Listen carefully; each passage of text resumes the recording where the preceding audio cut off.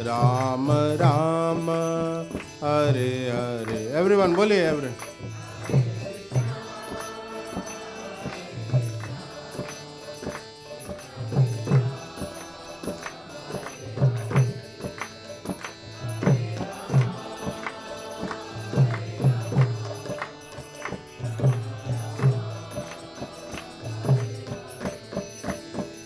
हरे कृष्णा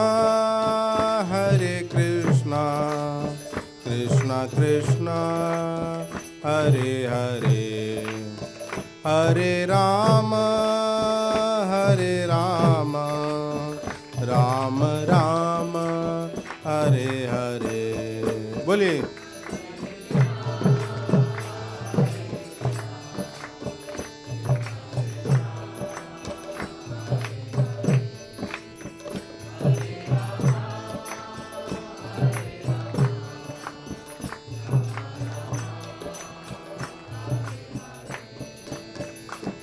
हरे कृष्णा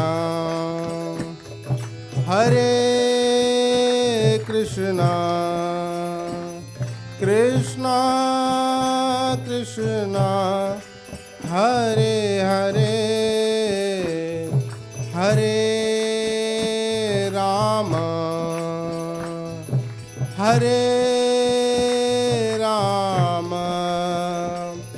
राम राम हरे हरे,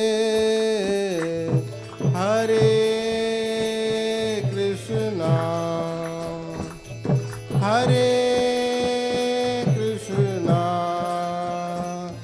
कृष्णा कृष्णा हरे हरे,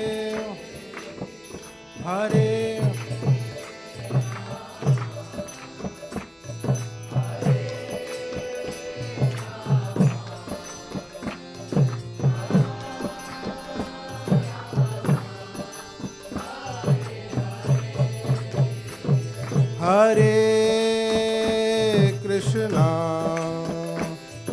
हरे कृष्णा कृष्णा कृष्णा हरे हरे, हरे राम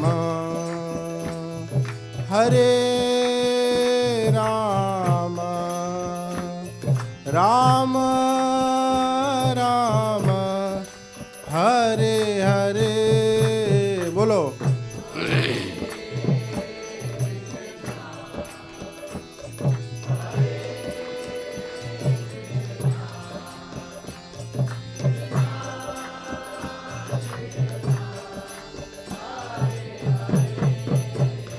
हरे Krishna Krishna Krishna Hare Hare, Hare Ram Ram Ram Hare Hare. Everyone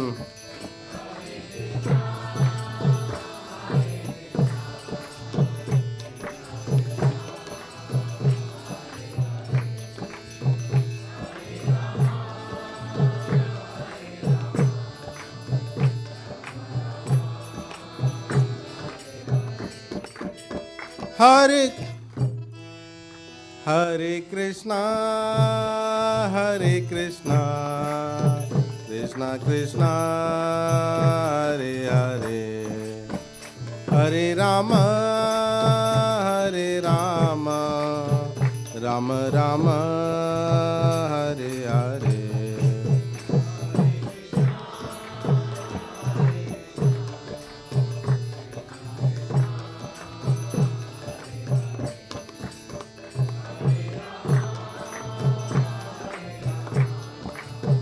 Ram Ram Hare Hare.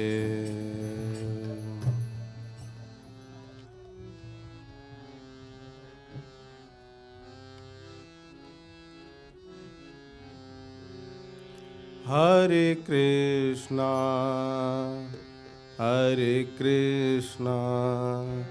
Krishna Krishna Hare Hare, Hare Rama, Hare Rama, Rama Rama, Hare Hare, Hare Krishna, Hare Krishna, Krishna.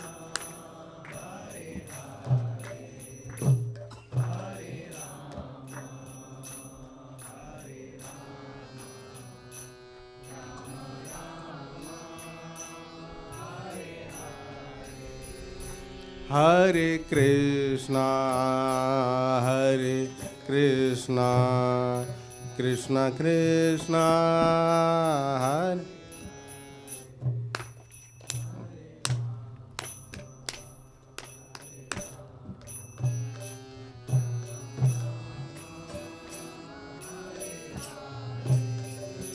Hare Krishna, Hare Krishna, Krishna Krishna, Hare Hare, Hare Rama, Hare Rama, Rama Rama, Hare Hare. Everyone.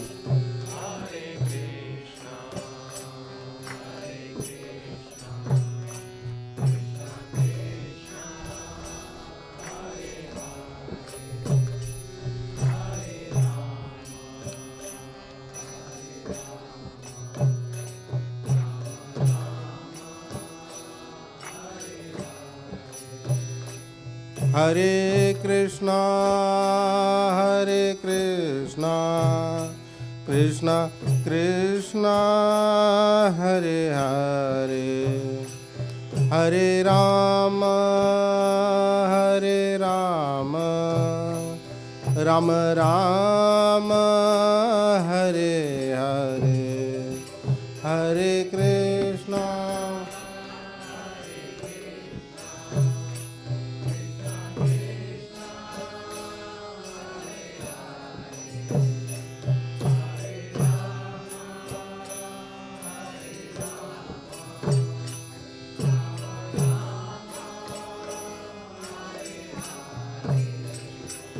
Hare Krishna, Hare Krishna, Krishna Krishna, Hare Hare, Hare Rama, Hare Rama, Rama Rama, Hare Hare. बोलिए.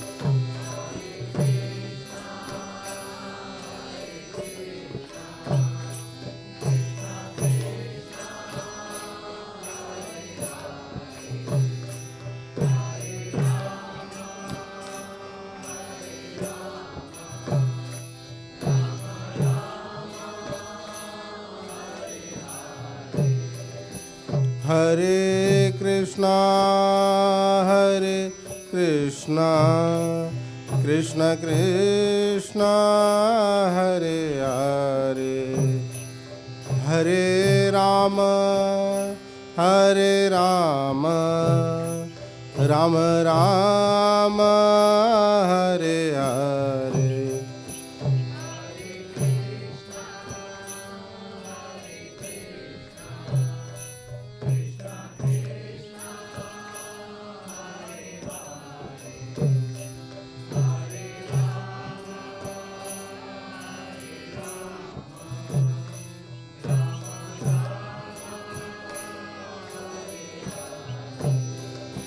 Hare Krishna, Hare Krishna, Krishna Krishna, Hare Hare, Hare Rama, Hare Rama, Rama Rama, Hare Hare. बोलिए.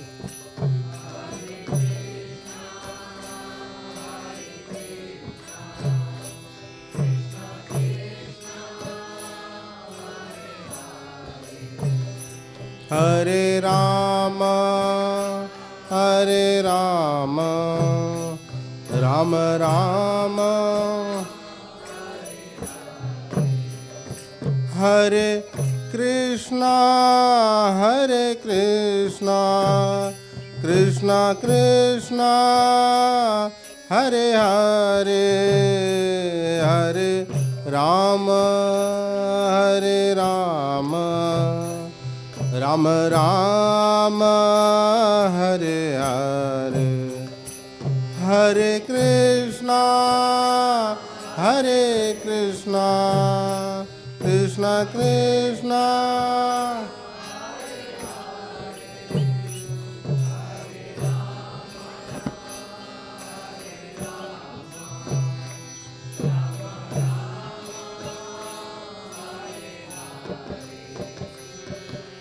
Hare Krishna, Hare Krishna, Krishna Krishna, Hare Hare, Hare Ram, Ram Ram, Hare Hare.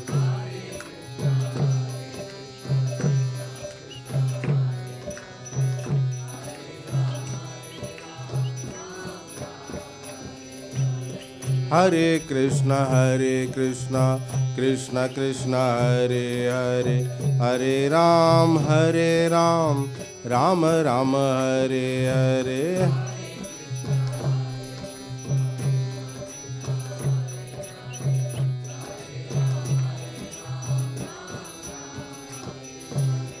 Hare Krishna, Krishna Krishna, Hare Hare, Hare Ram, Ram Ram, Hare Hare.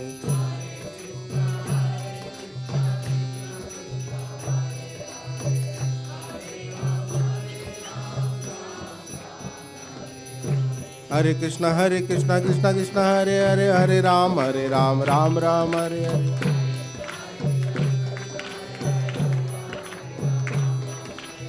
Hare Krishna, Krishna Krishna, Hare Hare, Hare Ram, Ram Ram, Hare Hare.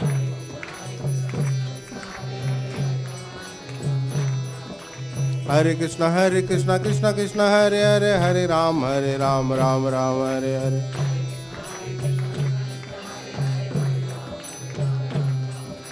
Hare Krishna, Krishna Hare Hare, Hare Ram, Ram Ram, Hare Hare.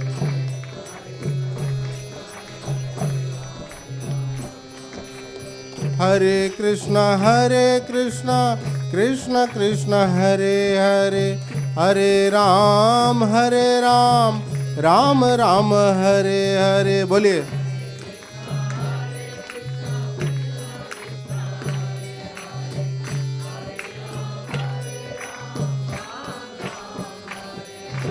Hare Krishna, Krishna Krishna, Hare Hare, Hare Ram, Ram Ram, Hare Hare.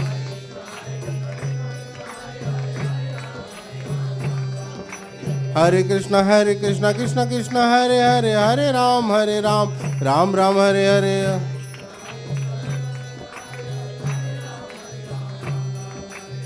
Hare Krishna, Krishna Hare Hare, Hare Ram, Ram Ram, Hare Hare.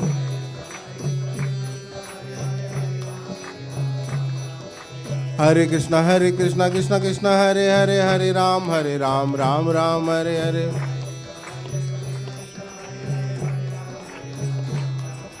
Hare Krishna, Krishna Hare Hare, Hare Ram, Ram Ram, Hare Hare.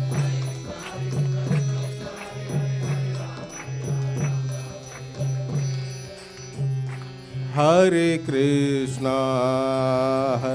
Krishna, Krishna Krishna, Hare Hare,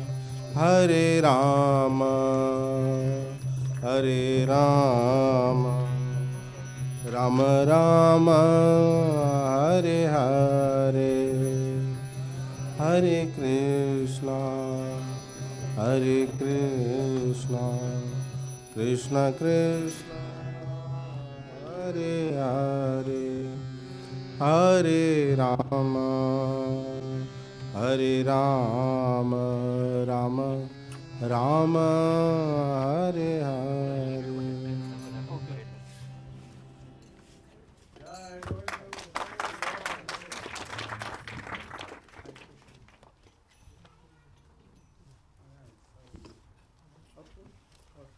Sitting down.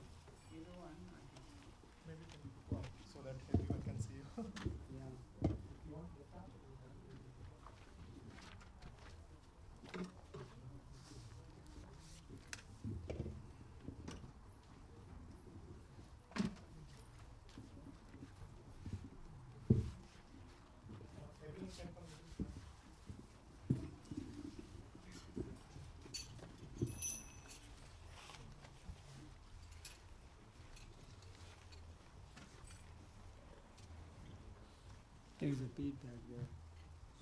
Don't want to lose it.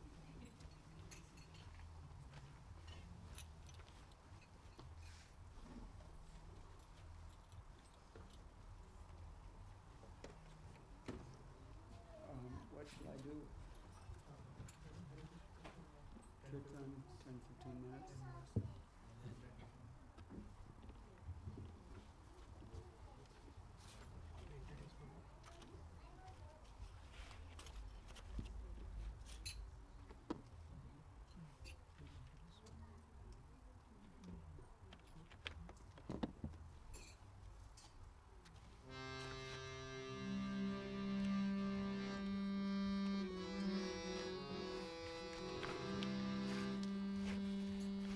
Namo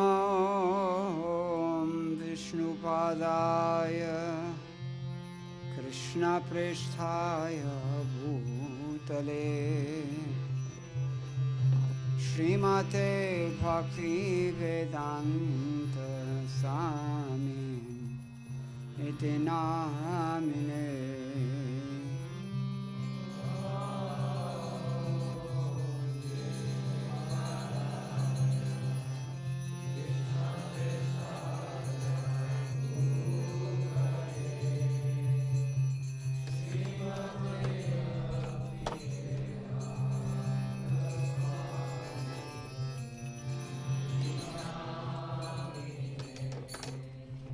Namaste Saraswate Deve Gauravani Hare Rama Hare Rama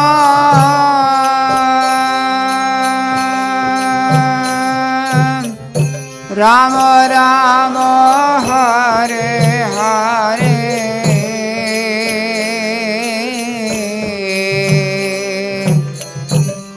Hare Krishna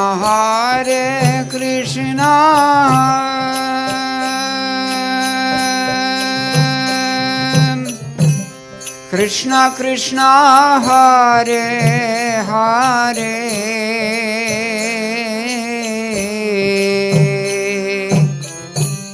Hare Rama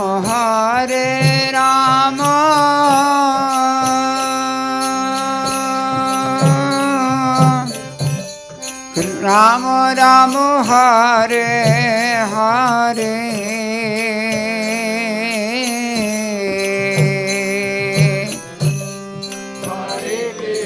Hare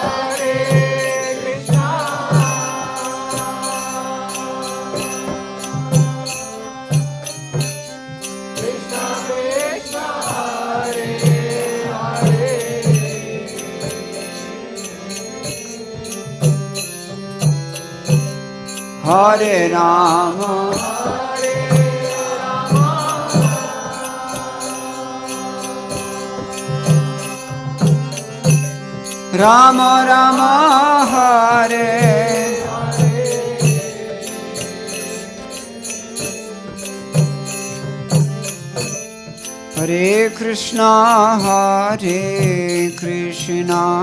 Krishna Krishna Hare Hare Hare Rama Rama Rama Hare Hare Krishna Krishna Krishna Hare Hare Hare Rama Rama Rama Hare Hare Hare Krishna Krishna Hare Hare Hare Rama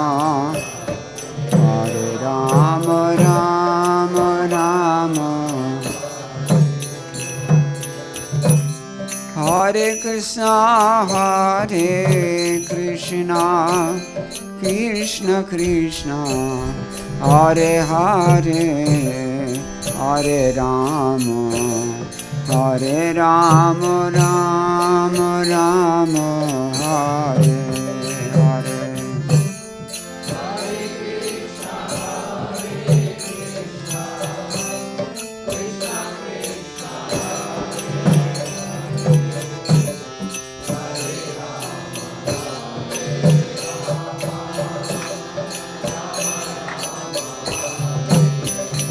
Balaram Ram Hare Hare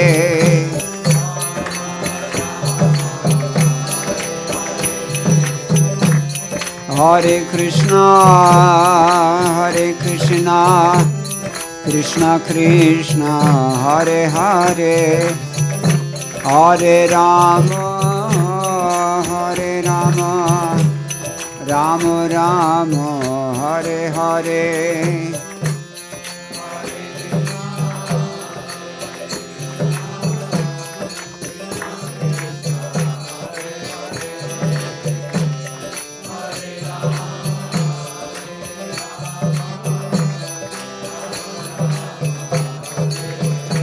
Ya Krishna Krishna Hare Hare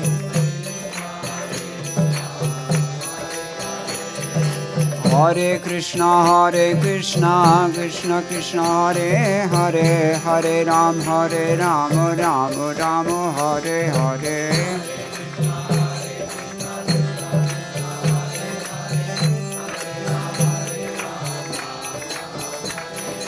Hare Krishna Krishna Krishna Hare Hare Hare Rama Ram Ram Hare Hare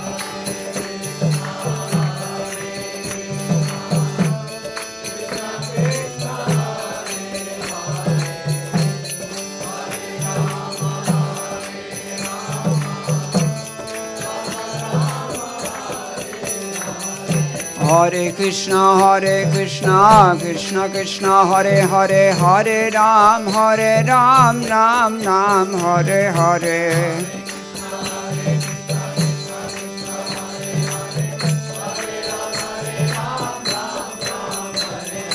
Hare Krishna Krishna Krishna Hare Hare Hare Ram Ram Ram Hare Hare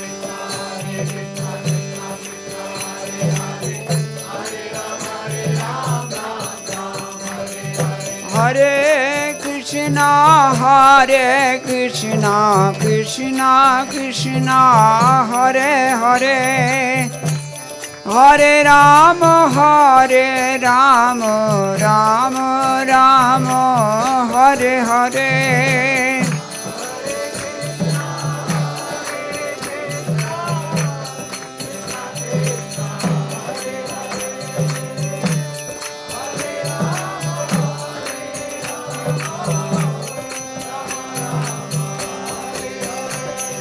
Hare Krishna Krishna Krishna Hare Hare Hare Ram Ram Ram Hare Hare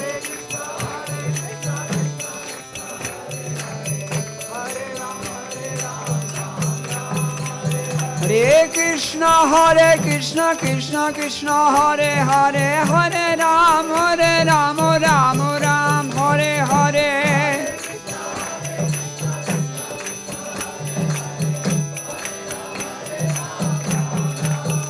Hare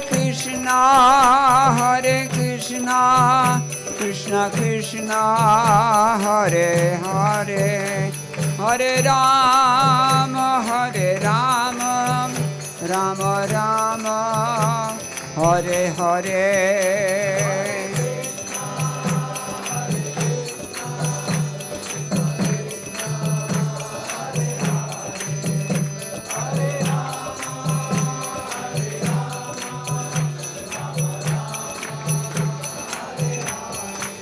Gaura Hari Bol, Hari Bol, Hari Bol, Hari Bol.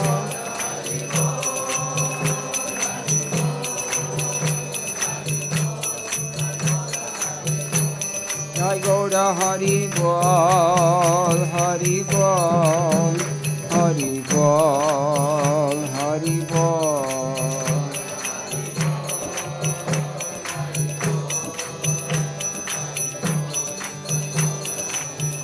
Jaya Jaya Prabhupada, Prabhupada, Prabhupada, Prabhupada. Prabhupada.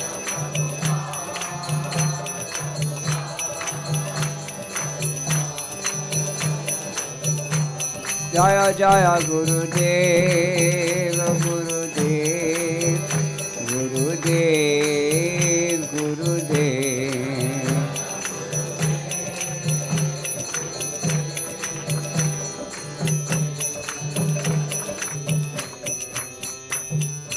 Gaura Premanande, Hari Hari Bol.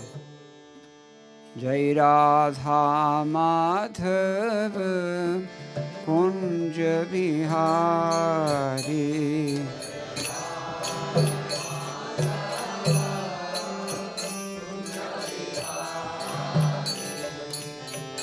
Radha Madhava Kunj Bihari.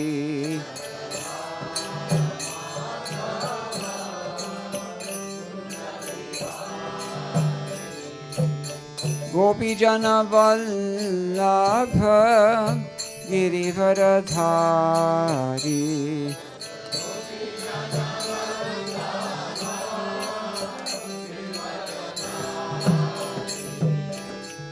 Gopi Jana Vallabha Girivaradhari.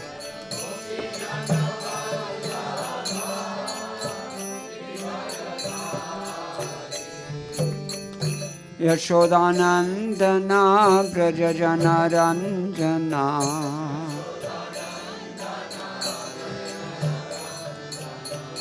Yashodanandan Brajajana Ranjana.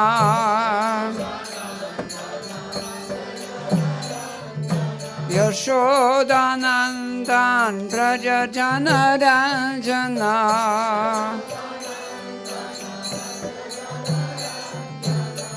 Yashodanandana Rajajana Ranjana. Yamuna Tira Vanachari.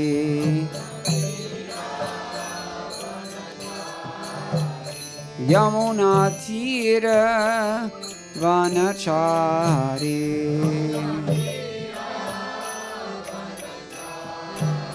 Jai Jai Radha Madhava Kunja Bihari.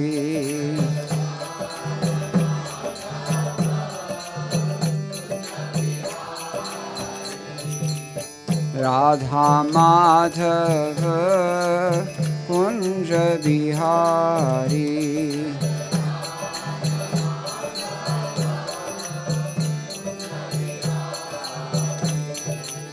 Gopi Jana Vallabha Girivaradhari.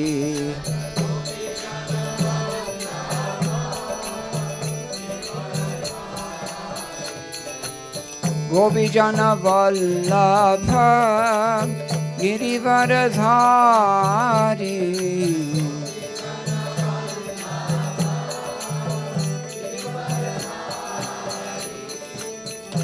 Yashodanandana Brajajana Ranjana.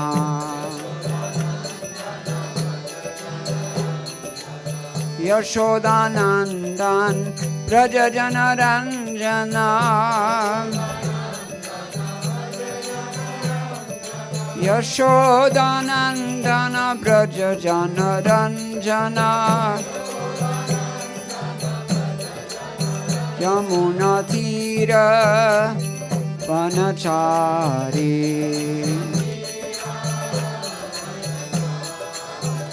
Yamuna Tira Vanachari. Jai Radha Madhava Kunja Bihari.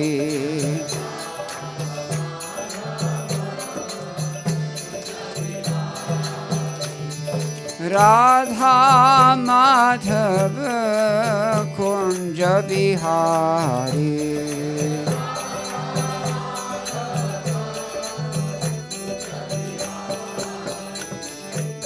Yashodanandana Brajajana Ranjana. Yashodanandana Braja Janaranjana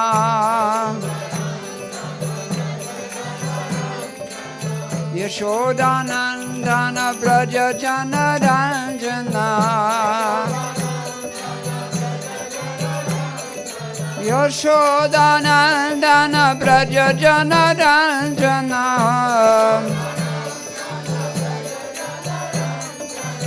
Yashodanandana Braja Janaranjana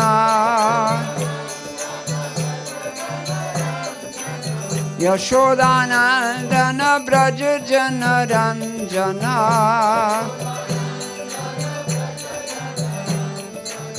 Yashodanandana Braja Janaranjana Yashodanandana Braja Janaranjana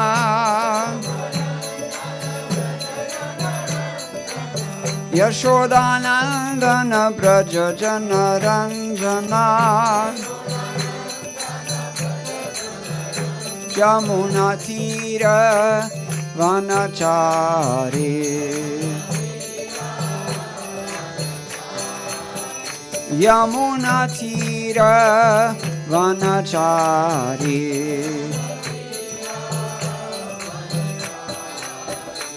Hare Krishna Krishna Krishna Hare Hare Hare Rama Rama Rama Hare Hare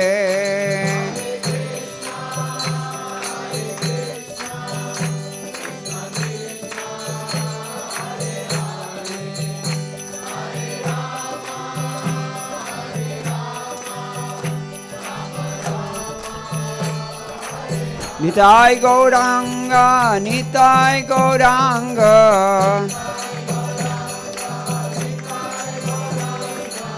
Krishna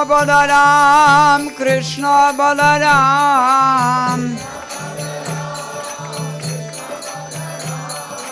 Lalita Vishakha Jaya Radhe Shyam Jai Jai Lalita Vishakha Jaya Radhe Shyam Jaya Prabhupada Jaya Prabhupada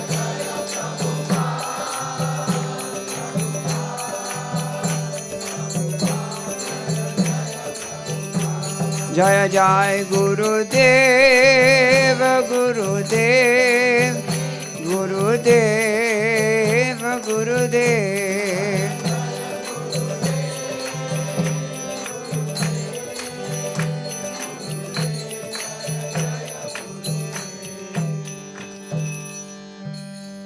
Go Premanande. All glory to the assembled devotees. Jayam Vishnupad Paramahams Prajagacharya Stotra Jatashi Shimad Shila Avaijanaravinda Bhakti Viranta Sai Maharaj Shila Prabhupada Ki Jai. Go Premanande. Hare Krishna. Welcome everyone for Friday evening Bhakti House program. We are so happy to have you all here.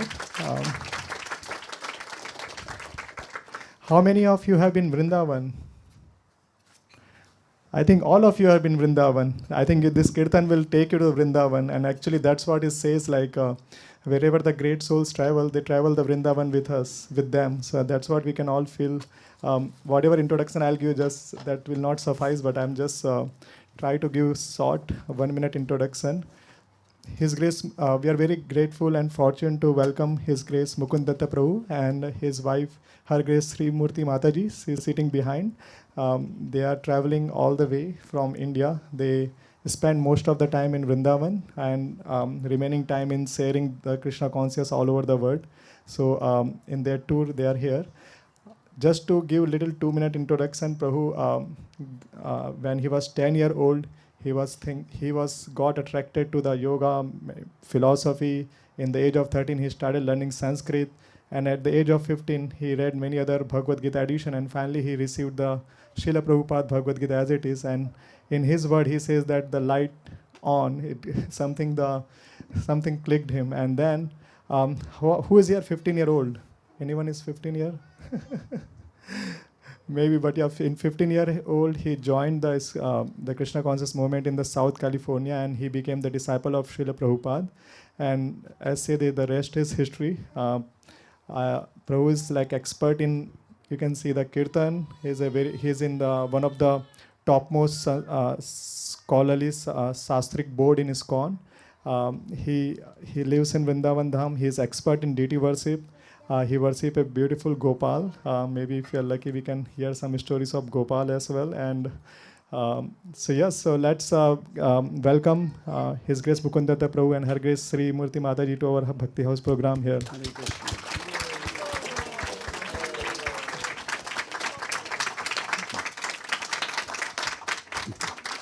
Hare Krishna. Thank you very much for your kind introduction. Thank you all for coming. Thank you for organizing this program and for inviting me to speak a few words. I'll try to say something. I was asked to speak about the 5 most potent angas of bhakti. In his Bhakti Rasamrita Sindhu, Rupa Goswami mentions that of the 64 different branches or angas of bhakti, 5 of them are the most potent. So I'm going to I'll mention those, but we don't have time to do all 5 of them. So, agar anumati dein, so I will speak about only one of them. But you have to give your permission. Mukaravinda Prabhu. Okay? I was asked to do the same thing in North Carolina, and there they had a very good idea. They were doing 1 week, 1 anga. So 5-week program. But really, it's not enough in one night to talk about everything. But so in North Carolina, they asked me to speak about Vrajavasa because that's where I live. So hopefully I have some realization of it. So we'll talk about that tonight as well. As always, let's begin with Mangalacharana. Om Jnana Timanantasya Jnananjana Shalakaya Chakshuran Militam Yena Tasmai Shri Gurave Namaha Shri Chaitanya Manobhishtam Sthapitam Yena Bhutale Swayam Rupa Kadamahyam Dadati Swapadantikam Vandeham Shri Guroho Shri Yatapadakamanam Shri Gurun Vaishnavamscha Shri Rupam Sagrajatam Sahagana Raghunathan Vitam Tam Sajivam Sadvaitam Savadhutam Parijana Sahitam Krishna Chaitanya Devam Shri Radha Krishna Padan Sahagana Lalita Shri Vishakhan Vitamscha He Krishna Karuna Sindho Dinabandho Jagatpate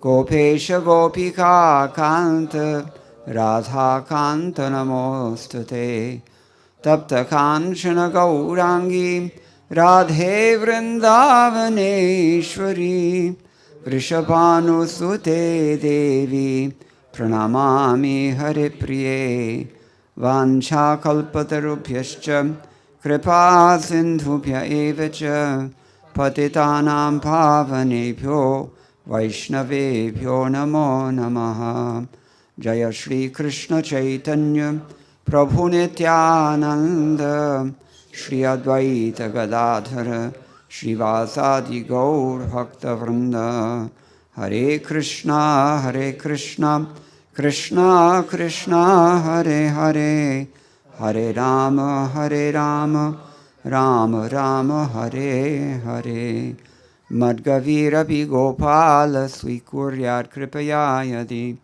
Tadaiva Samphayaha Pitva Hrishyejustat Priyajanaha. Srila Vishwanath Chakravarti Thakur prays at the end of his commentary on the 10th canto of Srimad Bhagavatam, my dear Lord Gopal, only if you accept my words as your cows, then they can provide sweet milk and give pleasure to your pure devotees. So that's my prayer as well. Srila Prabhupada has given us a great institution in the form of this International Society for Krishna Consciousness, and he very carefully designed all of the activities in this society in order to emphasize 5 most important angas that Rupa Goswami identifies, the most important aspects or practices of bhakti. And also these 5 are the most expedient means to achieve the goal of Krishna Prema. They are what Rupa Goswami considers the most essential to the practice of sadhana bhakti.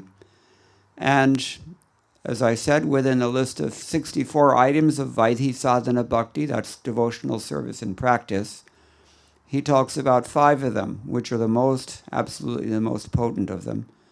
5 in particular, he says, even without faith in these, a person who is offenseless can experience dormant love of Krishna simply by being a little bit connected with any of them. This is from Bhakti Rasamrita Sindhu, first section, second chapter, text number 238. It's also cited as such in the Chaitanya Charitamrita.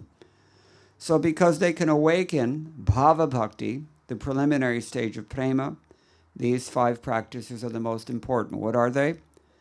1, satsanga, sadhu sangha, associating with devotees. 2, chanting the Lord's holy name, Hare Sankirtana. 3, Bhagavata Shravana, to hear the Srimad Bhagavatam. 4, to reside in Mathura or Vrajdham. And 5, to consider to worship the deity, consecrated image of the Lord. So beyond their immediate heuristic value, these provide a programmatic blueprint of essential ISKCON practice. So we can discuss these. But in particular, I wanted to focus on this one because of time limitations. So tonight we'll just consider Vrajavasa or Mathuravasa, residence in Vrindavan Dham. We know that in the Srimad Bhagavatam, Krishna tells Uddhava, very handy verse to know, he says, Vanam tu satviko vaso, gramo rajaso uchyate, tamasam dyutasaranam, manniketam tu nirganam. Anybody can figure out what this means? It's a very simple verse. Vanam tu satviko vaso means to live in the forest is the mode of goodness. To live in the city is, and to live in a sinful place, mode of ignorance. Yeah. What's an example of a sinful place? Las Vegas? Are you speaking from experience?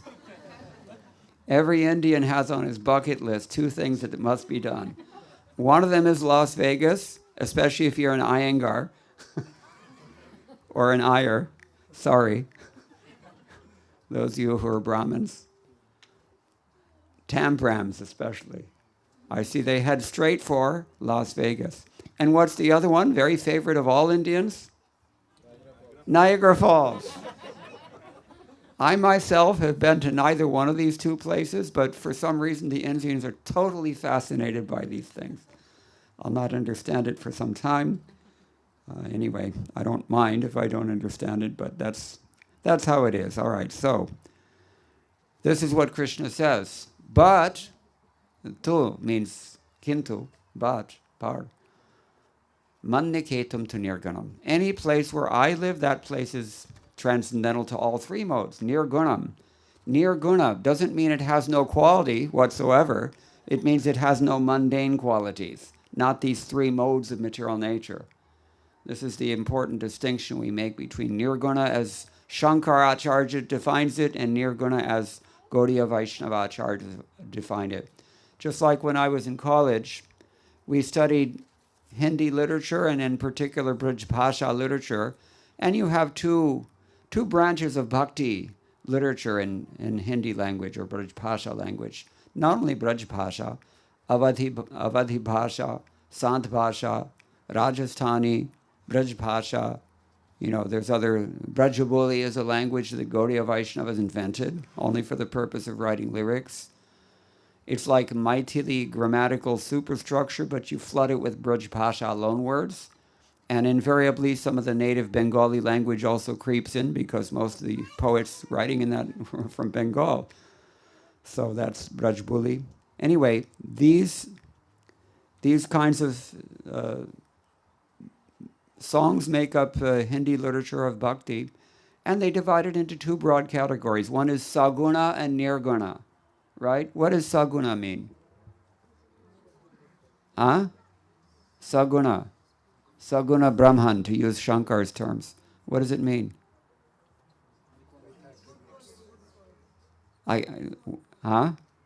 One person, please, at a time. Somebody raise your hand and who wants to? Okay, what does it mean? With qualities. Okay, and nirguna therefore means without qualities. But that's how Shankar defines it. That's not how Gaudiya Vaishnavas defined it. Why? Because if you say, we can say saguna, that's okay, but the way that our acharyas interpret it, saguna means with mundane, with being along with the three modes of material nature. And nirguna means without those three modes of material nature. So they don't take it in an absolute sense, they take it in reference to the material modes only. So that's an important thing to consider. But anyway, many, many poets have written like this, but Mathuravas. So, manniketam to nirgunam. It is beyond the touch of the three modes of material nature. The mandala, or the circle of Vrajadham, Vraja district, you can say, modern day India, this encompasses the entire cultural or ethnic region of Vraja, which is where Krishna performed his pastimes 5,000 years ago. And that place is very much dear to Lord Chaitanya Mahaprabhu, who actually entrusted his chief disciples, Rupa Sanatan Goswamis especially, to uncover all the Leela studies of that place. Nowadays, whatever we know of Vrindavan, it's through the work of these disciples of Chaitanya Mahaprabhu. Because when Chaitanya Mahaprabhu first came and identified that place, there was practically nothing there but just a few ponds. Some empty ponds, and he said, this is Radha Kund and that's Sham Kunda. And of course, Yamuna's there. On the wall in Vrindavan, I saw somebody had written, Jab tak surakshit Jamuna jal, tab tak surakshit apana kal. So this is the environmental concern of some of the Goswamis and devotees of Vrindavan. Unfortunately, it's not such a great priority for the government all the time. It depends who's in the government. But so Chaitanya Mahaprabhu and his disciples, they erected some 5,000 temples 500 years ago. Some of those temples were there, of course. All the places were there, but they were not known in general. They were not revealed, as we can say. So we can look at Vrindavan in three levels. We can look at Vrindavan as described in Srimad Bhagavatam, Canto 2, Chapter 10, Text number 8. Yodhyatmiko yam purushaha so savedadhidayvikaha yastatro bhayavichedaha purusho yadhibhautikaha. If you look at Vrindavan, or Vrajatam as a general, the whole district, on the Adhibhautic platform, you'll find a subdivision of modern-day UP, Uttar Pradesh. And, so many holy places are there. And that's what you can understand at face level. That will be apparent to the mundane senses. Higher than that is what we call the Adhidhaivik level of appreciation. You can understand there is such a person as Vrajadevi. And Rupa Goswami says about Vrajatam that in many places, if you ardently worship Krishna to fulfill a particular desire that you may have, he may or may not do it. He doesn't always fulfill your desire. He doesn't have to do that. It's like if you do your Shastra Vidhivat Puja for some Devata, say, they do Durga Puja and so many things people worship, then those demigods are actually obligated. It's their job to come and fulfill your desire. They have to do that. But Bhagavan is not like that. Bhagavan is defined in the Shvetashvatara Upanishad as Natasya karyam karanam chavidyate. What does karyam mean? Karyam. Yeah, job. Kaj karna padega. So he has no such responsibility. That's why we see in my host's house, there's a nice picture of Krishna and Balaram and all of their friends running through the forest with wild abandon. Absolutely no responsibility whatsoever. They're not even paying close attention to the cows, it would seem. They're just having fun. That's all God has to do. His whole program, actually, he's not interested in his own enjoyment even. If he has something to do, it is to please his devotees. But his obligation is one of love only. It's not really an obligation. It's an internal compulsion because he cannot resist bhakti. This is the beauty of God's singular weakness. Generally in this world, when we find out someone's weakness, what do? We exploit that weakness, isn't it? Yes. So now you know God's weakness. Please exploit that. The catch is that his only weakness is that he cannot resist pure devotion, pure bhakti. Pure bhakti means there's no hetu for myself. There's no motive, no agenda. When he sees that kind of love, which is also uncontaminated by any desire for fruitive activity or escape from the bonds of karma, then he's so pleased to see that he feels an internal compulsion of love to reciprocate with that. So Rupa Goswami says about Vrajadham, his dham, Krishna's dham, that sometimes Krishna may not always fulfill your desire, even though you worship him very ardently, very sincerely, or at least intensely.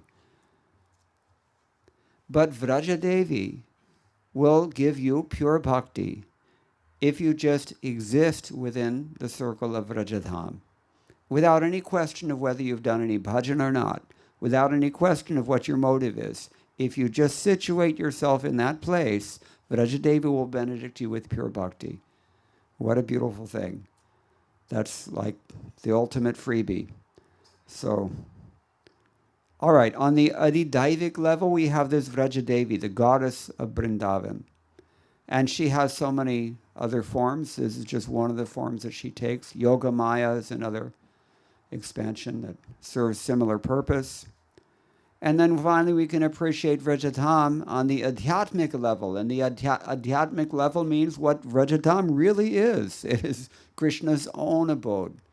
Aradhyo Bhagavan Vrajesha Tanayas Tadhama Vrindavanam. This is a nice shloka, a nice verse. It has been written by Srinath Chakravarti, one of the acharyas in our line, in his Bhagavatam commentary, as his Mangalacharana. He defines the whole philosophy of Sri Chaitanya Mahaprabhu in a nutshell.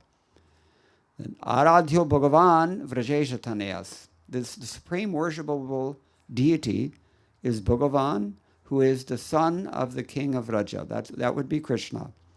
And his Dhamma, or his eternal abode, that is Vrindavanam. Ramya Kachirupasana Vraja Vidhu Vargena Ya Kalpita. The mode of worship that was naturally conceived of by the gopis out of their spontaneous and intense love, that is the topmost mode of worship. Srimad Bhagavatam Pramanamamalam Prema Pum Artho Mahan. Srimad Bhagavatam is the spotless authority, spotless evidence which explains all this. And the ultimate goal of human life, the supreme worthwhile object, artha, for human beings is prema, divine love of Godhead. Sri Chaitanya Mahaprabhu matamidam tatradarona paraha. So we can look at this. The adhyatmic person is the possessor of the senses. The adhidaivic person is the controller of the senses. And the adhibhautic person is this bundle of senses itself. So in a nutshell, you can say your body-mind complex, that is you on the adhibhautic level. On the adhidaivic level, the controlling deities who are in charge of how you see, how you hear, how you touch, how you taste, whoever gives potency to your senses. There are various demigods whose kaj, as we described earlier, is to fulfill these desires. They do it through this means. And then finally, the possessor of the senses. That would be whom? Who possesses your senses? Rishikesh, the one who controls and owns them. We don't even own our senses. We're just renting this body for a few years. And boy, do we have to pay rent. So, anyway, in the absence of any one of these aspects, you cannot understand the others.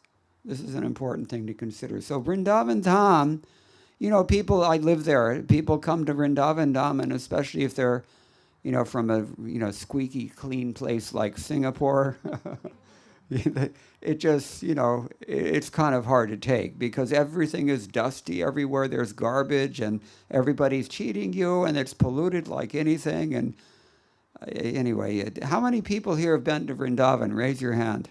Okay, good number of you. So yeah, you know what we're talking about. It can be quite a pungent experience on the sensual level. If that's the only capacity you have to appreciate something, then you're going to be shocked. Because it's described in various smritis that this all is the arrangement of Yoga Maya to cover the real nature of the Dham, which is this pristine spiritual purity and devotion. And all the living entities who take birth there, all the material, they're not really material bodies, but all the various species and forms of life that are residing there, they're not what they seem to be. All the trees are kalpavriksha trees. All the cows fulfill all desires, surabhi cows. Every little speck of dust is more valuable than gold dust or diamonds dust, ground up diamonds, you can say. Where is this described? Brahma Samhita. Chintamani prakarasadmasu kalpavriksha lakshavriteshu surabhirapi palayantam. Lakshmi sahasra shata sambhrama sevyamanam govindam adi purusham tamaham bhajami. Of all authorities, Brahma says this, the creator of this universe. He was doing tapasya, trying to figure out what's going on. He had no idea before he created this whole universe. So he was enlightened from within his heart through chanting the divine mantra, and his enlightenment took the form of this realization that in Vrindavan Dham, every little speck of dust is chintamani. Chintamani. What does chintamani mean? Touchstone? Yeah, fulfills all your desires. Spiritual gems. Mani means gem. And all the cows, surrounding, all the houses are also made out of what kind of bricks? Chintamani bricks. The bricks made of this chintamani dust, right? You can shape it into bricks. You can fire it, and you've got a chintamani prakara sadma. There you go. Kis prakara ka sadma? Chintamani prakara sadma. This is what it says.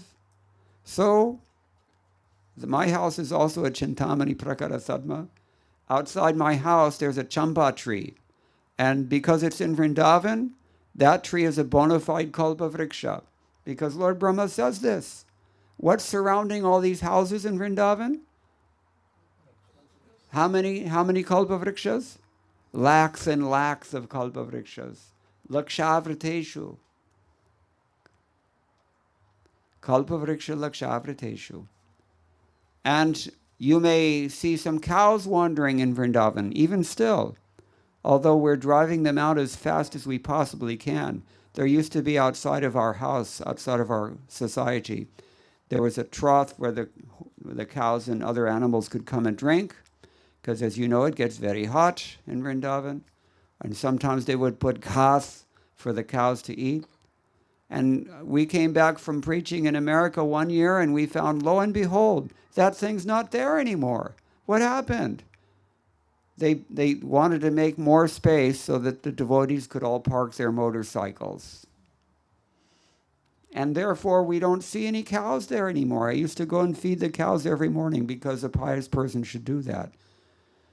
It's a bit much if you're living in San Jose, especially in South San Jose, to go all the way up to where that Goshala is and feed the cows every day before you eat. But in Vrindavan, I mean, in any civilized village, it should be like this. You should actually do this. Vrajavasis do this. They see the sun first thing in the morning, they offer arghya. They see the cow first thing in the morning, they give her a chapati. And if you're Tamilian, you're allowed to give dosa instead. They'll probably eat it. We came from Vrindavan once to Chennai and we tried to feed the local cows chapatis. They don't do it. Where's my dosa? I want sambar sadam. So, anyway, this is Vrindavan Tham according to Lord Brahma, his realization. So the celestial may appear to be phenomenal, but in fact, it's not. It only makes its appearance in the phenomenal world. It's a little bit like if you go into the US Embassy in New Delhi, you're not really in India anymore because Indian laws no longer apply to you, right? Sometimes people who are, fugitives, they take shelter of some foreign embassy and then nobody can touch them. That's the agreement. So it's like an embassy of Vaikuntha, the spiritual realm. It's like an embassy of Golok Vrindavan. Therefore they call it Bhuloka Vrindavan or Bhauma Vrindavana. It's like a Vaikuntha embassy within this world, appearing within UP. In UP, but not of UP, put it that way. So, so we may be shocked to see so much pollution and so much dust and so that, oh my God, the seasons are so intense. And infirmity, disease, death, all these things are there, and that's confounding. Prabhupada sorted out one disciple's confusion when he wrote this letter. Quote, "This is not Goloka Vrindavan. This Vrindavan is a replica and therefore non-different, but because it's manifest in the material universe, the laws of material nature are working here," end quote. So, he goes on to explain how the present squalor of the Vrindavan that we see today, what did he say about it? This is, quote, "Krishna's covering. Vrindavan may appear this way to drive away the atheists and impersonalists. Just as New York attracts them, Vrindavan hides herself from a materialist. It is a question of consciousness, but the real Vrindavan is there in your own heart, hiding herself from you."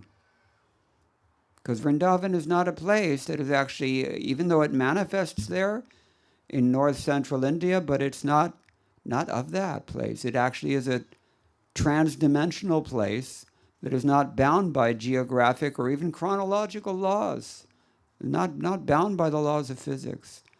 Vrindavan can be in your heart if you cultivate that consciousness. This is what Prabhupada is saying.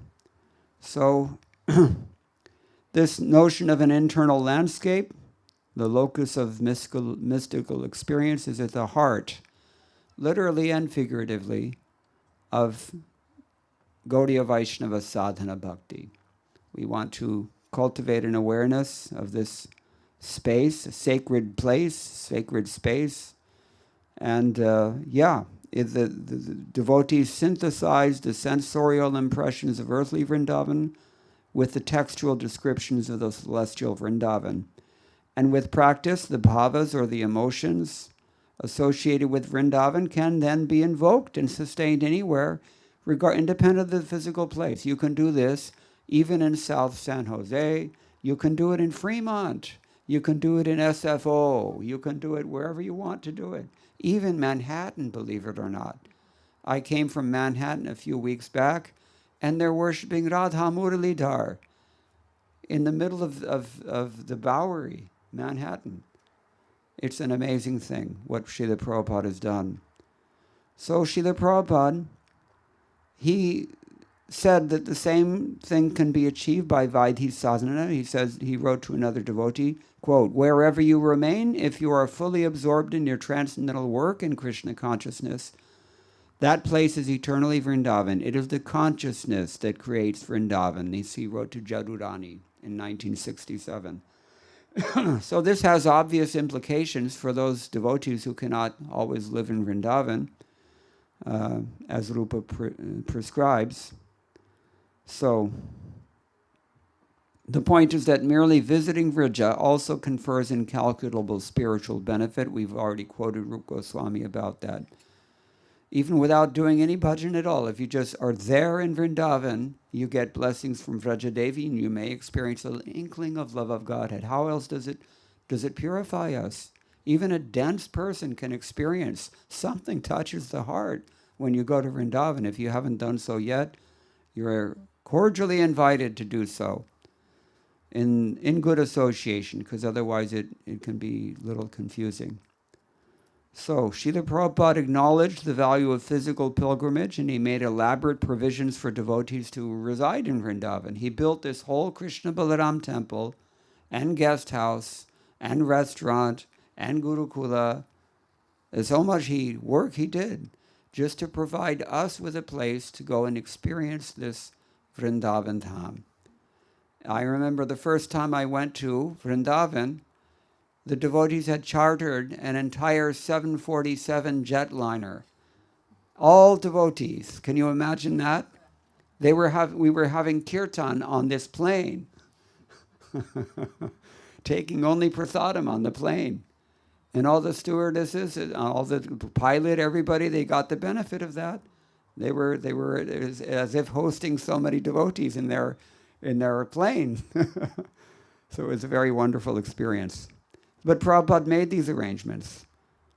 So, after all, Vrindavan is a place where every particle of dust is considered to be divine, where the spiritual merit accrued in any devotional service is magnified 1,000-fold. Consider this. Whatever devotional service you do here, that's very good. We encourage that. If you do the same devotional service in Vrindavan, you get 1,000 times the benefit from doing it in San Jose. That is the glory of Vrindavan. Really, it's just mercy of Vrindavan. So, it is a place sweet and beautiful whose mere remembrance, not to speak of actual residence there, evokes bhava. It's almost inescapable. Many, many people have had this experience. So, arguably, Vrindavan's increased popularity nowadays as a sacred site is tied to ISKCON's expanding mission. So these two go very closely together. If you are broadcasting the glories of Vrindavan Dham, you will definitely be given a place in Vrindavan Dham one day. That's a fact. So these are some of the things that we can think about here. Krishna Balaram Temple, ISKCON's premier temple there in Vrindavan Dham. There are more than one ISKCON temple now in Vrindavan. There's at least 3 of them that I know of. So this was opened in 1975. And every year, devotees come from all over the world to visit there, especially in Kartik. This is Prabhupada's vision. So, Tamal Krishna Goswami, he writes in his Living Theology of Krishna Bhakti, quote, "As the person who purchased ISKCON's original parcel of land in Mayapur in 1971, I've seen the number of pilgrims attending the Advent Day festival swell from barely 1,000 to numbers approaching 1 million. And the same thing can be said of Vrindavan Dham.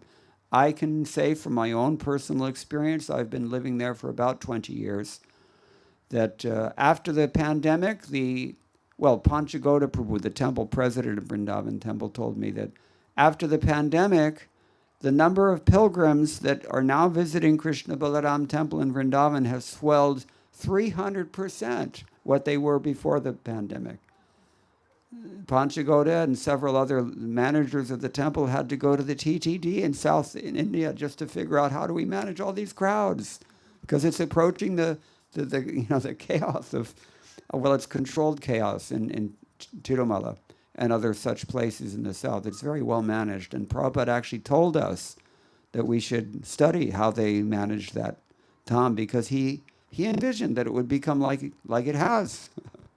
It's a testimony to Prabhupada's great vision, his planning, his surrender to the order of his spiritual master, that he could arrange to host the entire world in Krishna's divine abode, Vrindavan Dham, and thus benefit them.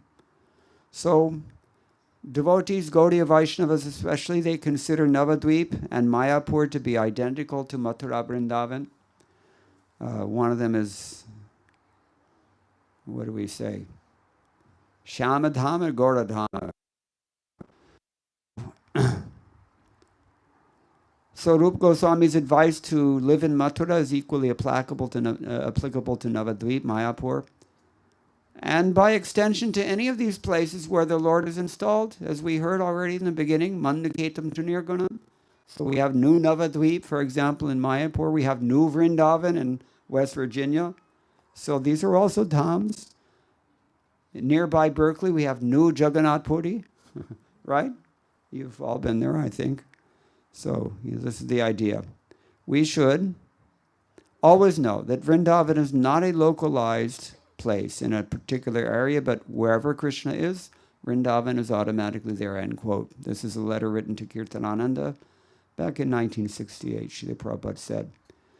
And later he also said, wrote another letter to him, he said that actually everywhere, wherever Krishna is being glorified, that is Vrindavan.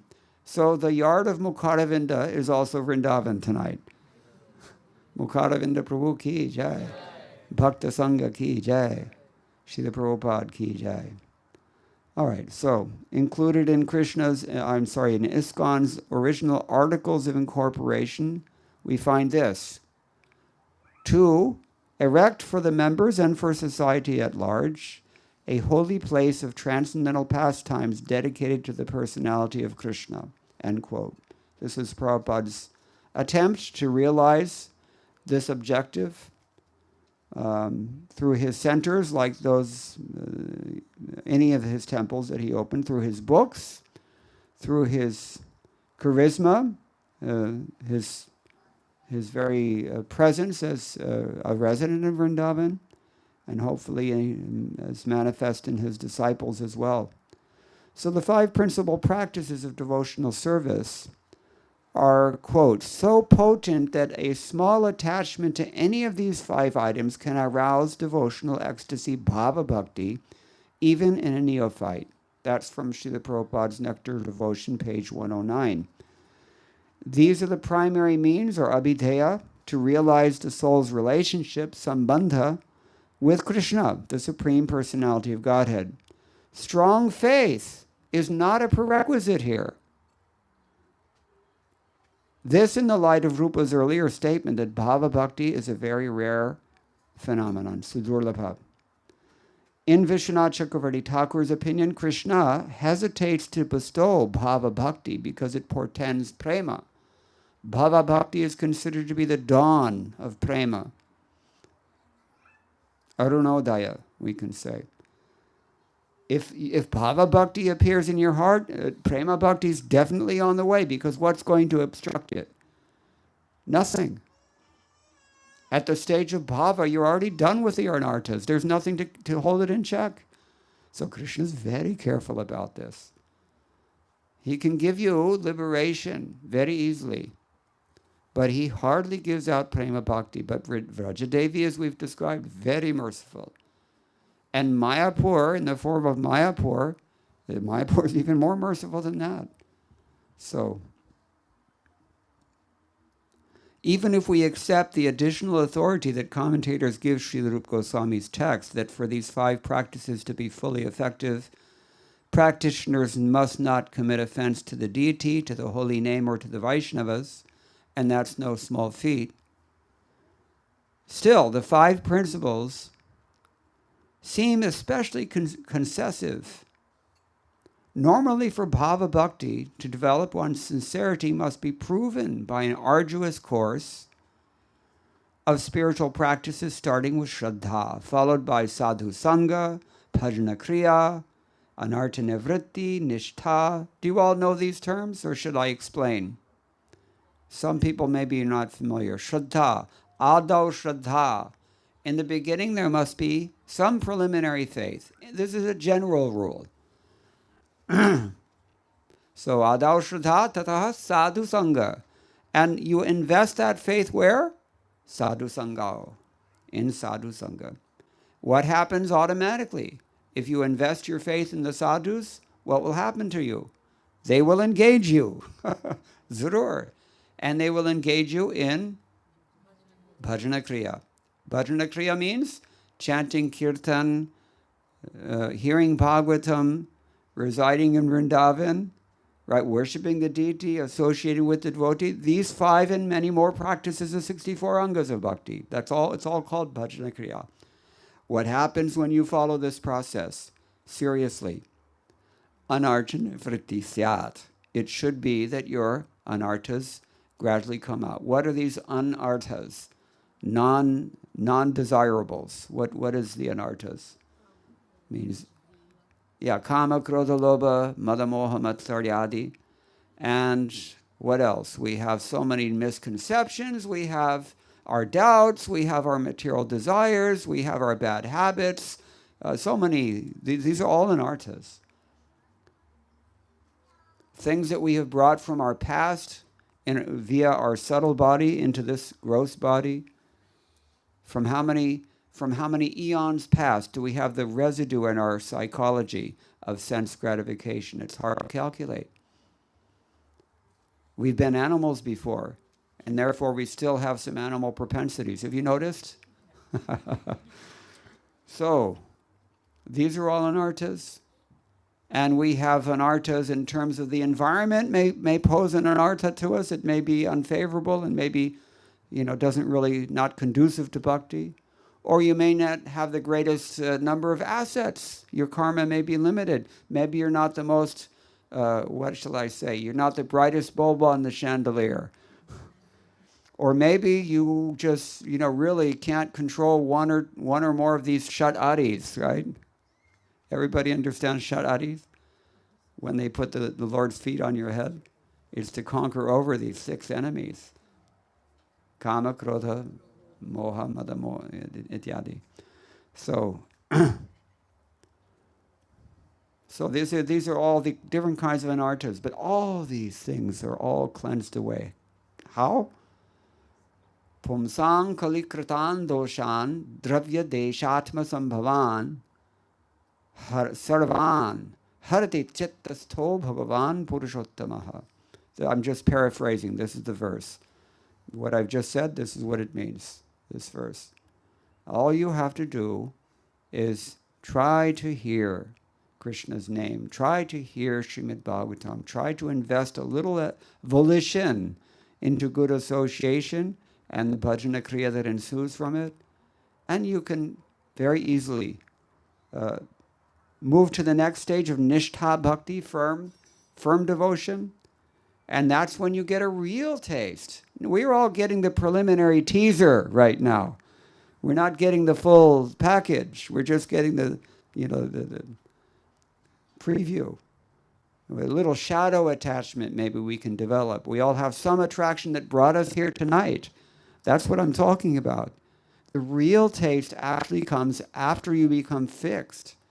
After you've eradicated all these anarthas, all these untoward things from within the heart. And that happens by chanting mainly in this age.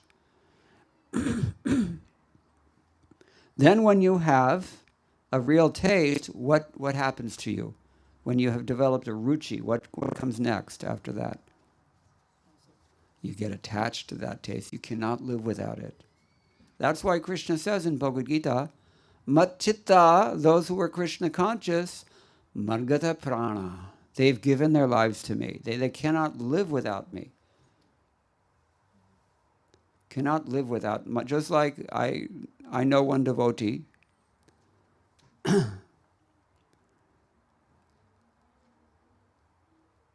if too much time passes and she doesn't go to Los Angeles and dress Rukmini Dwarkadish, every single night she will dream about doing so. Every single night, practically speaking. So this is how it works. This is ruchi, asakti. And asakti matures into bhava bhakti, which we're discussing. Now you take the elevator, you bypass all these steps, as it were, by mercy only.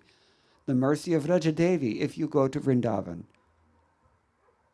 Therefore, when devotees go to Vrindavan, the very first thing they do, they touch that dust to their heads and pray like Vishwanath Chakravarti Thakur prayed. Yatradhipatyam vrishabhanuputriya yeno daye prema sukham janahnam yasmin mamasha balavati atosmin mamastu vrindavana eva vasaha. He says, where Srimati Radharani is eternally established as the supreme queen, and where the people who reside have a natural love of Godhead that cannot be taken from them, and wherein my own hope resides, may that Vrindavan be my only residence for the rest of eternity. This is how we should pray when we go to Vrindavan. So, these 7 phases which lead to bhava bhakti make the 5 main practices seem all the more wonderful. And perhaps it also makes sense that Srila Prabhupada was so optimistic that he established his society in which these 5 practices are so prominent with the full faith that they can compensate for all of his followers' otherwise insurmountable disqualifications. I've seen this ISKCON society grow from a fledgling organization of some really spaced out Western youth. Didn't have any money, didn't have any assets, didn't have any knowledge, no samskars, not much potential even. But by the power of Bhakti Devi, by the power of, and no small part of that is Vrajavasa, to whatever extent we can practice it, this movement has grown into such a worldwide organization whose affluence and influence and popularity and expanse and development is mind-boggling, especially, I think, in India more than ever. More than anywhere else in the world. I'm living in India, and I don't think anybody even knows how fast it's spreading in India. I don't think they can even keep records on all the new centers and temples that are opening up everywhere. Anyone here from New Delhi? Raise your hand if you're from New Delhi. How many temples are there, ISKCON temples in New Delhi? 20 temples, and those are not centers. Those are full-fledged temples built from scratch. So, it's an amazing adventure. I'm going to close here because I'm getting a little bit off topic, but we hear from Padyavali, which I cannot resist quoting. He says, Bijam mukti tororanartha patali nistarakam tarakam dhama prema rasasya vanchita dhura sampadakam parakam etad yatra navasinam udayate chitchakti vritti dvayam masnatu vyasanani mathurapuri savashriyam chakriyat. This is Rupa Goswami wrote this verse himself. Many of the verses, most of the verses in his Padyavali, it's an anthology actually. And most of them were therefore written by other poets and different authors and at different times and places. But he himself wrote some of those verses, and this is one of his own compositions. What does he say? Taraka is the seed of liberation and the deliverer from a multitude of anarthas. Taraka. Padaka is the repository of the mellows of pure love of Krishna and the bestower of the entire range of transcendental desires. Me Mathura Puri, where the spiritual potency manifests this pair of functions for its residence, destroy your disturbances, and bring about your good fortune. Vrajadhama ki jai, Srila Rupa Goswami ki jai, Srila Prabhupada ki jai. Does anyone have any questions or any comments on anything we've discussed so far? Do you want me to keep talking? Because there is a commentary on this verse. This commentary was written by not too long ago, about maybe 150, 200 years ago. 150 years ago. Rasik Rangada Vyakhya of Virachandra Goswami. What does he say? In this verse, the compiler writes about the truth of Mathura by means of describing the Lord's essential form. The core sentence structure is, may that Mathura Puri stir up or destroy your miserable desires and make you happy. How does it happen? This spiritual potency, Chit Shakti, is twofold, taking the form of functional knowledge, Jnana Vritti, for the living entities residing there. Its twofoldness is called Tarakam and Parakam. We hear about this from Padma Purana, and then he quotes, Tarakad jayate muktihi prema bhaktistu parakat. First year Sanskrit students can understand this. What does it mean? Liberation is given to you by the Taraka Shakti. And pure love of Godhead comes from Paraka. So, in this connection, Taraka is said to be the seed of the tree of liberation, Mukti Toror Bijam. And it is seed-like in that it is the source. Then he explains how that mukti comes about, delivering one from a host of inauspicious things, anartha samuha or anartha padali. In other words, when you go through anartha nivritti, then you automatically you come to nishtha bhakti, and in that nishtha bhakti, very easy to develop ruchi, real deep ruchi, and attachment for the Lord, which leads to bhava bhakti. So that's the function of taraka. Paraka, on the other hand, is here called the repository or the dhamma or the shelter, ashraya, of prema rasa. And in that transcendental shelter, love of Godhead is tasted, much as the taste of water inheres within the water itself. In the same way, Mathura being the locus, prema is tasted there. How this is so, he expresses as super excellence, veritably everything of one's desired bhava. Its accomplishment is such that glory and super excellence are shown from a brilliant exposition of Shakti. It always comes down to the Lord's Shakti, so it seems. So in this case as well, this Vrajadam or Vrajadevi, she has these two functions. One is to deliver you, that is to pull you out of all the muck of the infectious anarthas that haunt us in the heart. And then the Paraka Shakti aspect of her Shakti is the one that, having pulled us out, she places us in a transcendental position in the spiritual realm somewhere in Krishna's Vrajalilas. It's possible to do this. It happens. Krishna says, Bahovo jnana tapasa puta madbhavam agataha.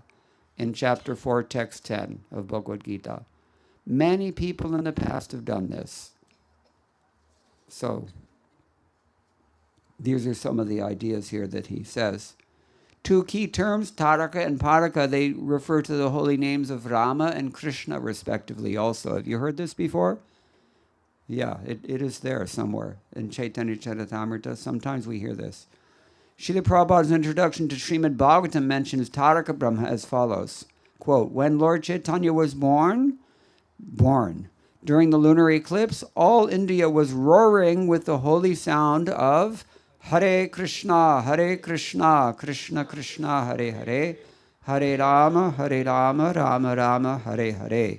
These 16 names of the Lord are mentioned in the many Puranas and Upanishads, and they are described as the Taraka Brahmanama of this age.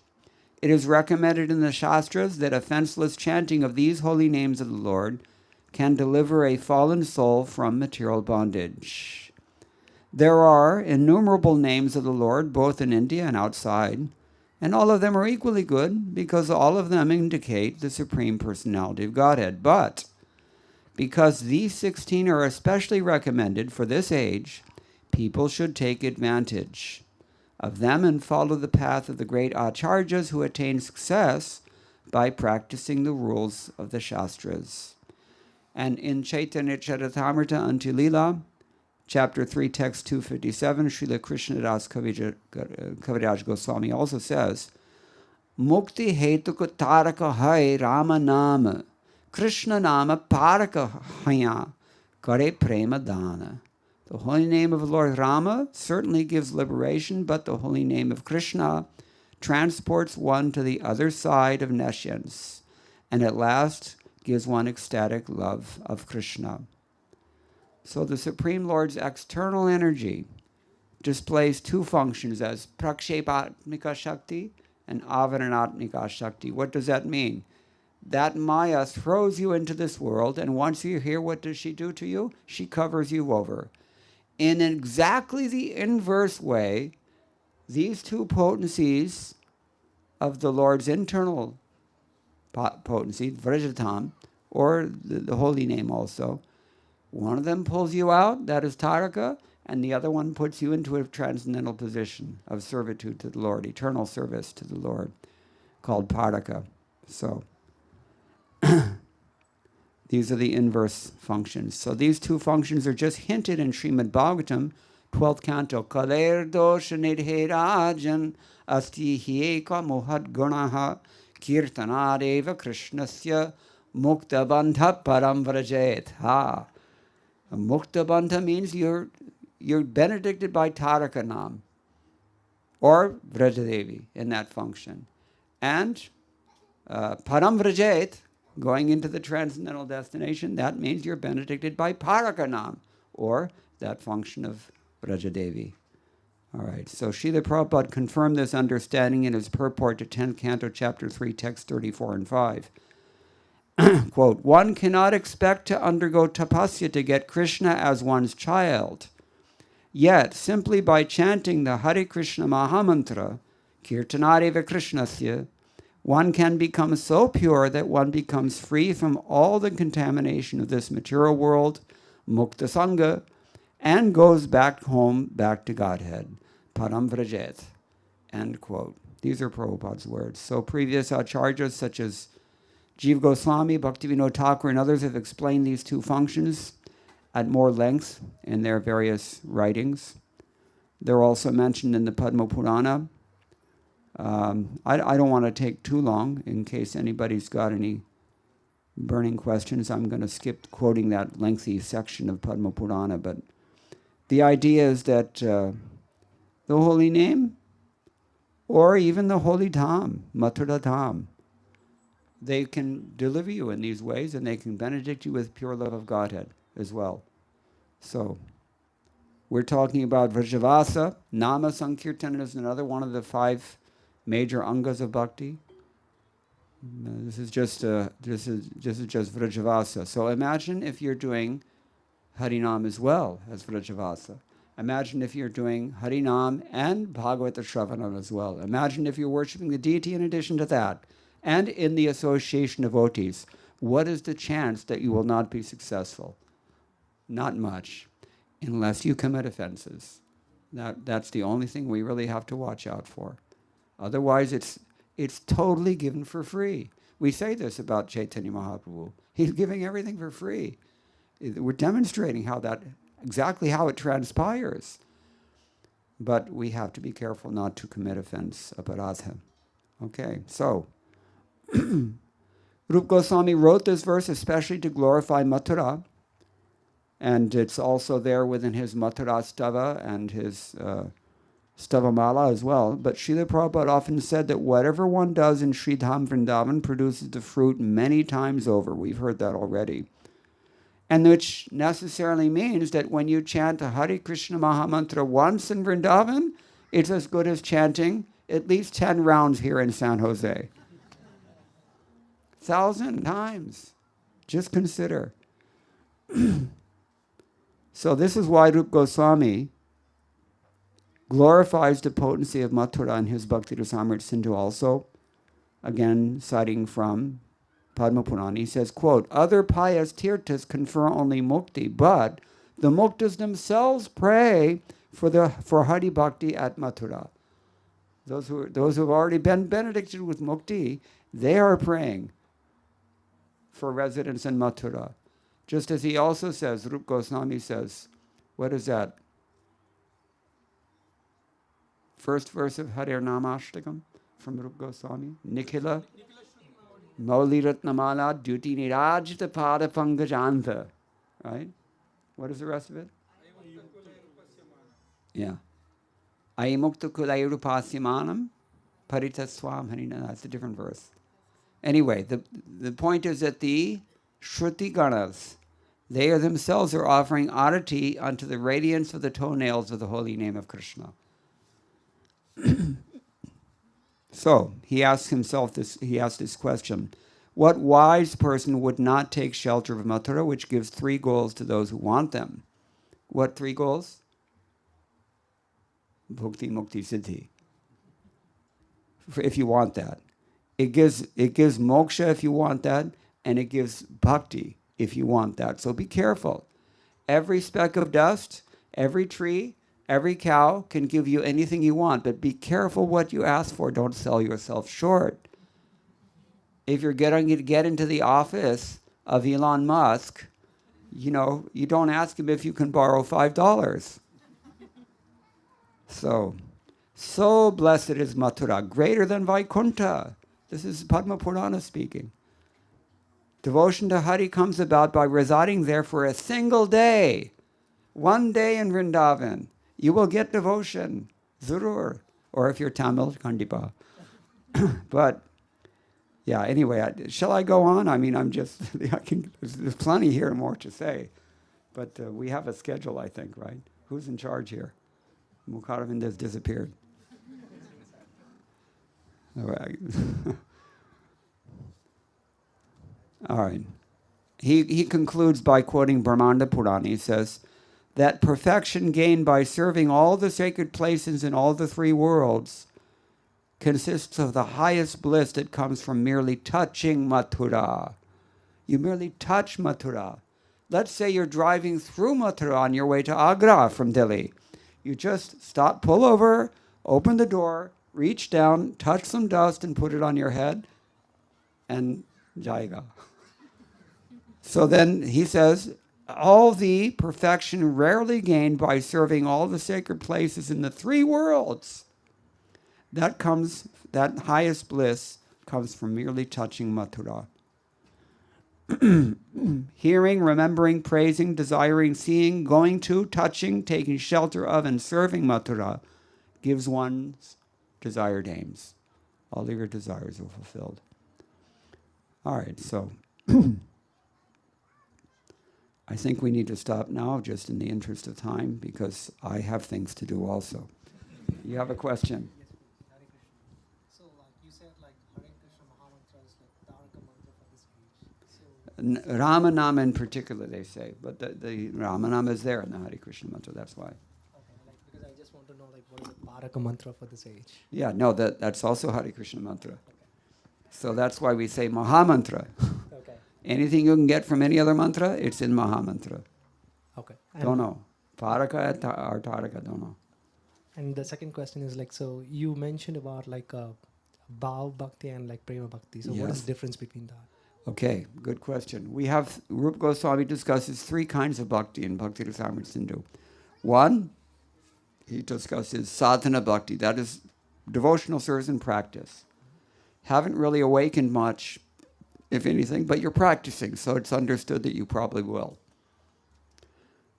Then bhava bhakti is that something is happening in the heart. You're beginning to feel something real.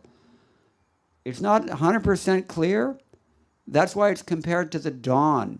When the sky turns a little bit orange in the eastern horizon, you can't see that glowing orb on the horizon yet. But you know the glow is there. So you know that something's going to happen. Something's changing here. That is Bhava Bhakti. So the same thing that you're practicing sadhana, in sadhana, and the same thing that you relish in prema, it's manifest as Bhava Bhakti in the interim state. Okay? Okay. So he also says that there are 6 excellences that bhakti encompasses. 2 of them come from practicing sadhana, 2 more come, that makes 4, from bhava bhakti, and all 6 are manifest in prema bhakti. Okay? Yeah, thanks. All right. Anything else?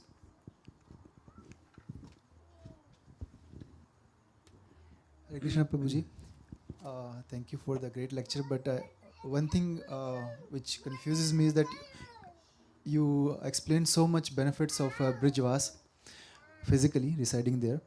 But again, you also explained that it's not just physical presence there. I mean, you can also cultivate it wherever you are from satsang and Yes. other means. So, is it really important to be physically there, or I mean, can you also get similar benefits elsewhere as well? You can get similar benefits. You'll not get not the same benefit. Because look at it this way, we just read, if just touching Vrindavan gives you the fruit of going to every holy place in the 3 worlds and the bliss of bhakti, just by touching Vrindavan, then what to speak of performing devotional service in Vrindavan repeatedly? Just calculate. It is the same thing, but it is also different. Get used to this principle. It's everywhere in Krishna consciousness. It's called achintya bheda abheda. You can't conceive of how 2 things that seem to be different are still the same thing, but they are. The nature of the experience is absolutely the same. The magnitude of the experience may be different. That's the thing. Okay. And even Just by touching New York City, you're not going to awaken Bhava Bhakti, even if you're on Sankirtan when you do it, right? So, there is a difference. yeah, I think that's my following question. That even if you are just being in Vrindavan without touching the Krishna conscious, still it gives benefits to you. Yes. It doesn't give full benefit, but you will awaken bhakti. That's what it says. That's the amazing thing about it. That doesn't happen anywhere else. Okay. It's very special. And I know this from experience. So, anything else? Yes? Hare Krishna, thank you so much for the wonderful class. Following up on this, you also mentioned in your class that if you're preaching the glories of Vrindavan, then you definitely have a place there. Yes. So can you expand a little bit more? I dedicated the early part of my teenage years to spreading Krishna consciousness all over this country through book distribution on Radha Damodar Traveling Sankirtan Party. And I know other people who have done so as well. These are the people who end up in Vrindavan because they're there, and I'm one of them. It's obvious. That activity endears you so much to Chaitanya Mahaprabhu, he's not going to let you go anywhere else. He's going to take care of Zurur. Yes. Prabhu, I have one more Uh-huh. question. You mentioned that if you go to Elon Musk, you don't ask for $5. Right. So, since you are a Vrindavan Vasi, may we request that if you can give a blessing for all of us that someday we also get to go and stay in Vrindavan. How about if I give you the blessing that someday you can go and see Elon Musk? You can give him a set of Prabhupada's books and see what happens to him.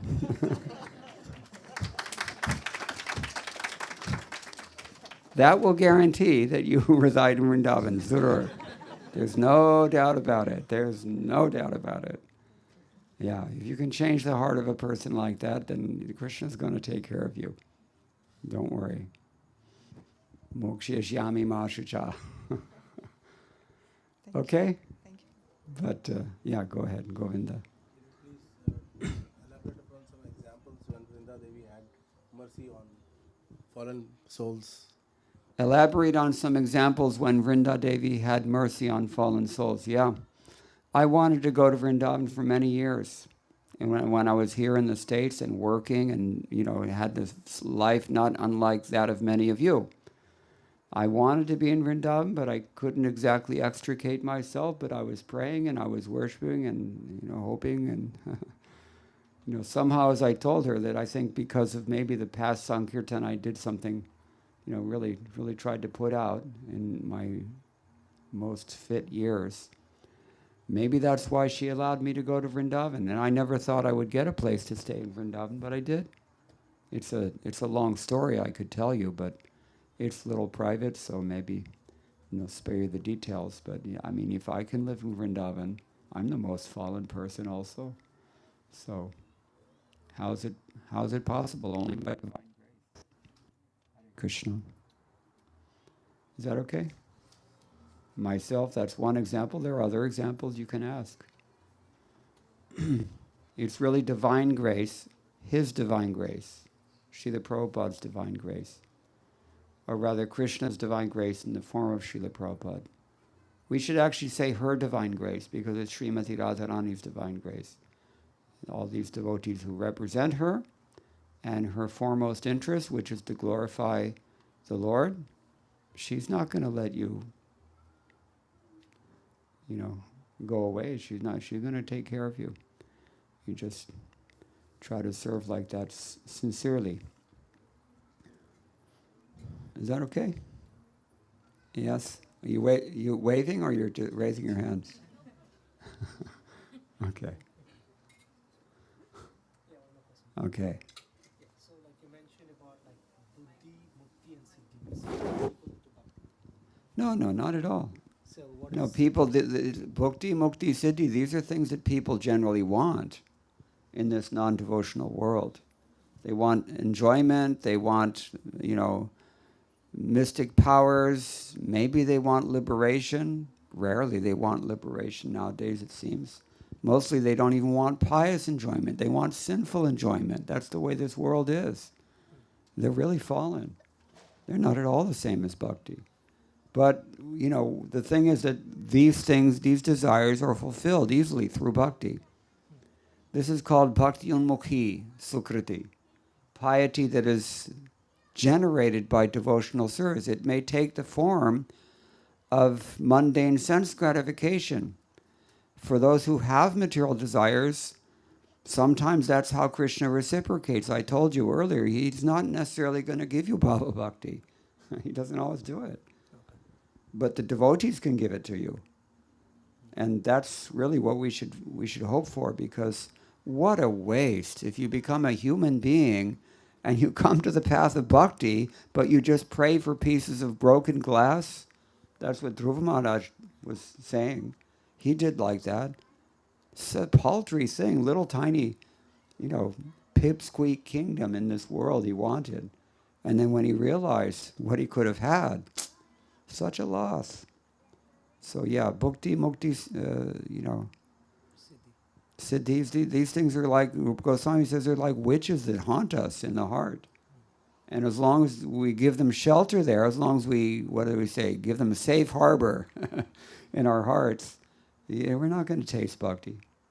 Not real bhakti, at least. We're going to get some shadow attachment maybe and some mental gratification out of it, but real taste, that's not going to come.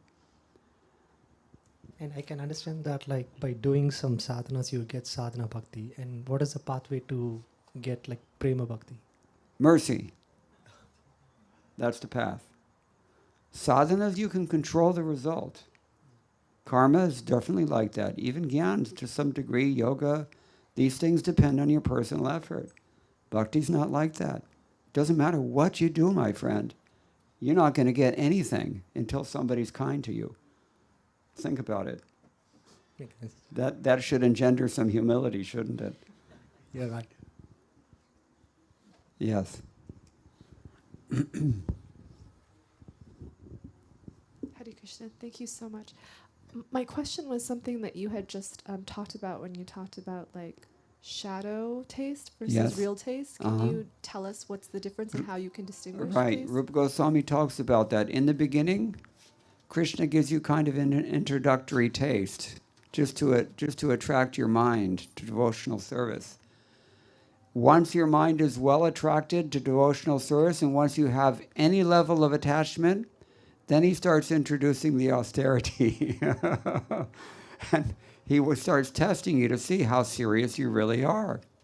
So, shadow attachment, or, we call it chaya bhakti or bhakti abhas. We're performing the activities, we're doing the right thing, but, our heart is not really awakened yet in a very deep way. And so we don't really get much realization. We were discussing this the other night, that Krishna says in chapter 15 of Bhagavad Gita, if a person really practices Krishna consciousness, that person gets realization. And if a person doesn't practice it, he can't understand it even if he tries, because you got to practice. It's the same answer to his question also. You can't control this thing. You really, you don't have any say in the matter. It's entirely a process of divine grace. And the whole practice, the whole science of bhakti is only intended to somehow elicit that divine grace, somehow inspire the Lord to give us that divine grace. But we're begging only. And there's nothing we can do to make him kind. This we have to understand. If we have this realization, we will always be humble. It's like a prisoner. Prisoner, nothing's going to get you out of prison. You can't do it. And, maybe El Chapo or somebody like that, but, you cannot break out of this prison of Maya. Mama Maya duratyaya, mamevi ye prapadyante maya metam tarantite. He says, this is like a prison house and you cannot get out. But if he releases you, that's like getting a governmental pardon.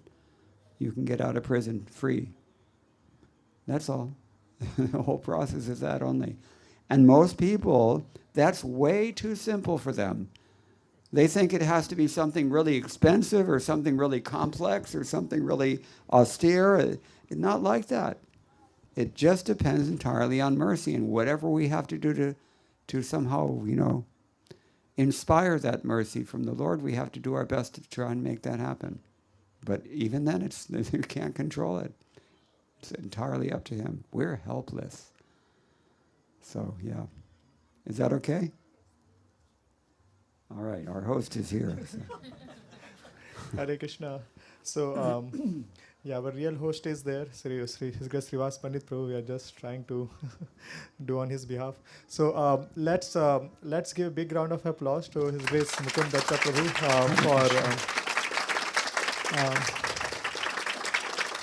for little more. There we go.